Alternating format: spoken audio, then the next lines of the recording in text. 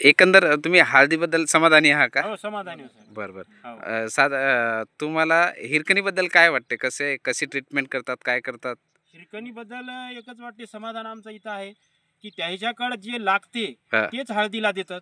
बाकी जर त्याच्याकडे काही नसेल तर ते माझ्याकडे नाही म्हणतात, दुसरीकडून कुठून घ्या. हां. काही देऊन गिऱ्हाईकाला तिथून काढायचं करीत नाही, पैसे कमवायचा धंदा नाही. बरं, बरं. त्याचं खूप आम्ही त्याच्यासाठी समाधानी आहोत. आम्हाला त्याचे तत्व तेच पटले. हां. त्याच्यामुळं आम्ही सांडसून जवळपास 50 किलोमीटर साहेबाला भेटायला जातो, औषधं तिथून आणतो. हो, नाही इथं भेटले तर जर हां. इथं भेटले तर कळमनुरला घेतो. हो. पण त्याचं एक आहे की त्याच्यात एक औषध नसलं तरी ते दुसरं देऊन हे जमते म्हणत नाहीत. हां, हां, ते हां. काय सांगतात की बा तुम्हाला हे जिथं भेटेल तिथं घ्या, पण हेच द्या. हां, त्याचा हे उद्देश आहे की केव्हा बी शेतकऱ्याचं चांगलं व्हावं आणि त्याचा प्लॉट एक नंबर यावं. हां. आपले पैसे कमवायचा धंदा नाही तिथं हां, हां, ठिकाणीला. हां, हां.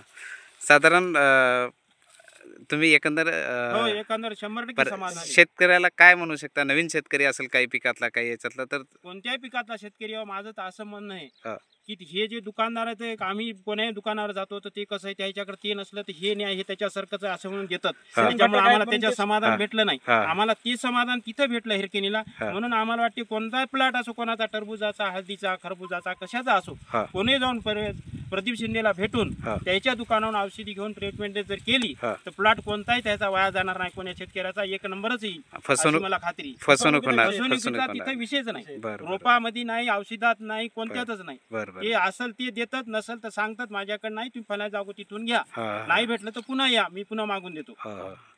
चालेल, चालेल. धन्यवाद काका. हो, चांगलं. ओके.